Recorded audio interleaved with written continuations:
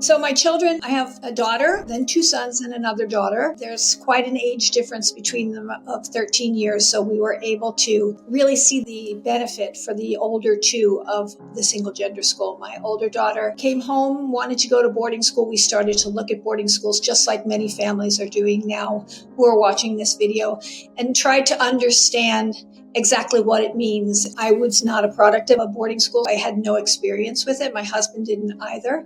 So it was really interesting to learn the advantages and the opportunities that students are offered in boarding schools that they don't get in other schools. And so we were very impressed with that. And then we started to look at single gender schools just as a list. We were given a list. When we went to the single gender school for my daughter, we immediately were able to, upon arriving on campus, immediately able to feel a sense of community, a very strong sense of community, while seeing these girls who were very, very confident, self-aware young ladies. At Westover, our motto is be seen, be known, be boldly you. I would say that on those single gender campuses for the girls, I could see that.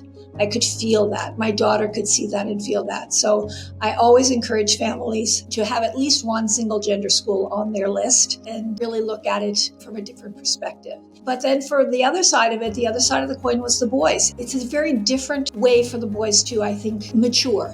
So the boys have that confidence. They have that security, that self-awareness. But what they don't have is the empathy. We don't teach boys as a young age to be empathetic. But in an all-boys school, that's what it is. It's not allowed and fighting and wrestling and all of that. It's really learning to be empathetic, to be a good father, a good husband, a good worker or co-worker. And so it brings out the softer side in boys as opposed to bringing out the more confident side in girls. And so our family really found that with our children. That's sort of my passion at Westover. We have 100 different courses that students can choose from. So there certainly is a diverse opportunities for the students to pursue their interests. But 3 of our really unique and differentiating programs are our signature programs. First, I'd like to talk to you about is WISE. And it's Women in Science and Engineering is what it stands for.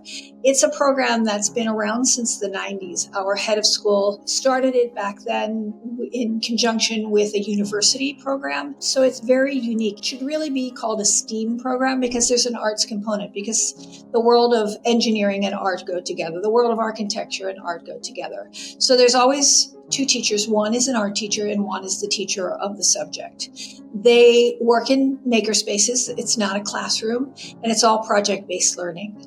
So it's really a show me curriculum instead of a tell me curriculum. There's not memorization, it's projects. So if you were, let's say, taking an architecture course, you would have your architecture teacher, you would have an art teacher. You would be in your classroom, would be a maker space, with you producing buildings and making buildings and designing buildings. Your architecture teacher would be working with you to help you understand the engineering of a building, how to structurally build your building. Your art teacher would be working with you to think about the aesthetics of the building, think about the functionality of the spaces. And so our girls are very turned on and excited in their classrooms and with their learning experience. Students can be involved in the WISE program, and if they are involved in it completely and they have an application process where they apply to it, if they do, when they graduate from Westover, they will have their diploma from Westover School, as well as a certificate that states that they were part of the WISE program. And so universities look very,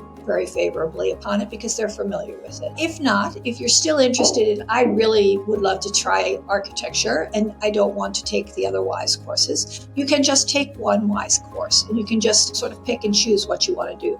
There's a problem-solving course that every student takes through the WISE method. So it's really applying problem solving to your daily life through a scientific method, which I think for teenage girls is a really appropriate and really helpful class for everyone to take. Our second really exciting signature program is our Invest in Girls. And Invest in Girls is a nationwide in the United States program. We're part of it. We've been part of it for about 12 years. So we have many, many alums who have gone through the program, who are out in the finance world, who are in the business world, who have started their own businesses, who are working every day in the field, and they are very willing and able to be mentors for our students. So there's a lot of interaction. Invest in Girls program is not classes, it's an extracurricular program. So it happens in the evenings twice a month. The girls get together. So you could be taking normal curriculum classes, you could be taking WISE classes, and you could still be involved in Invest in Girls. And so it's really giving you financial literacy. It's teaching financial literacy to our students. The girls work on personal finance, how to manage credit cards, how to buy a home, how to understand mortgage rates and amortization. It teaches them how to invest, how to build generational wealth, investments in stocks and bonds. It gives them the information on how to write a business plan for their business if they decide to do that. Entrepreneurial skills. Many of our students start businesses and take those businesses off with them to university or past university. Some of our students are doing that. There's lots of opportunities to interact with our alums. They are very passionate about the program, and so they are very involved in it. So it really gives our girls, all of our students, even if you're not interested in finance, a leg up in financial literacy, which is something that I believe women would really do benefit from. I wish I had had the opportunity, as a matter of fact. And then our third program is our Raisin Center for Global Justice. And it is sort of an overarching of many different things, but it's really the global focus. So our Global Exchange program is located there and lives there. And our Global Exchanges, each girl at Westover each year is able to do an exchange. It could be from 2 weeks to a semester, and they go abroad. They go to another girls' school in another part of the world in order to get that global experience. They stay either at the school if it has a boarding program, or they stay in a homestay with a family. They're in classes, they go to school, they are really engaged and really understanding the culture and learning about the culture of the other school. In turn, we accept students from those other schools. So on our campus, it really builds a global community in that we have girls coming in from different countries. At this point in time, we have 7 countries that we're working with. Pre-COVID, we had 17 countries. So we're building that program again, but it's really a wonderful program. Students are able to apply each year to do that program. And so it does give us a global perspective, both in our classrooms, in our dormitories, as well as sending our girls out into the world to learn about different cultures. In our Raisin Center, we also have our sustainability group, and our service learning. So if girls are interested in service learning, interested in learning more about serving others and community service, there's lots of programs there that they can be involved in as well. We have dormitories. We have a living learning center is what our focus and the way that our founders had designed the school in the first place. So everything is one building connected. So our classrooms are connected to the main building. Our dining hall is on the first floor. Dormitories are on the top floors. There's a huge room called Red Hall, which is sort of like their living room.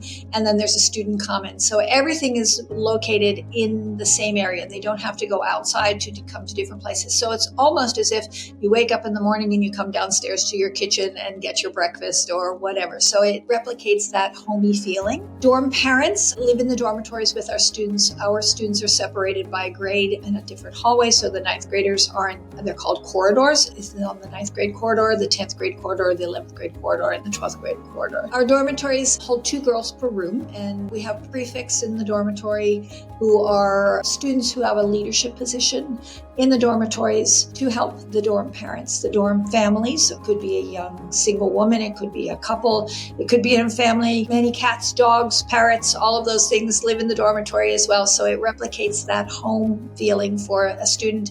Each dormitory has a kitchen, so students are able to not prepare their meals certainly, but they're able to have dorm time in the evenings. After study hall is finished, dorm parents will have board games out, or maybe they'll be baking brownies or popping popcorn and watching a movie. So it's a time to relax and connect with your dorm, those on your corridor and your friends. This last year, we have a new head of school. Polly Fredlin has joined us as our new head of school. It has really changed the vibe on campus. She has electrified us. She has electrified the school.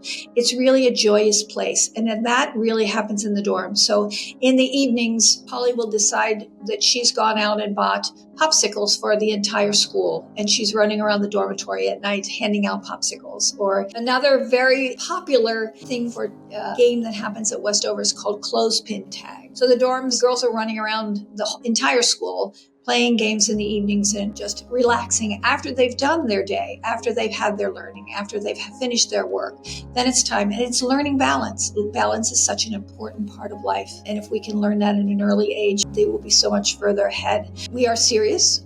They are serious when they're working, when they're learning, when they're pursuing their academics, but it's also a time where you still are a teenager, and we want to have joy, and we want to have laughter, and we want to have all of that, and learn how to relax and learn how to let go of those things. So it's really establishing that balance, that zen in their lives where they can be that, and they can have both sides of that. And those things are the things that happen in their dormitory, in their life. They do have study halls, so there is that quiet time every evening where students are doing their work. Everyone in school is doing their work, so it's not as if another group of students are off doing something else and I'm stuck doing my homework. Everybody is. You can have study hall in your room, or you can have study hall in the library. It just depends on how you want to do it. So there's definitely a rhythm to the day, and we develop very good study habits, but we also have a lot of fun.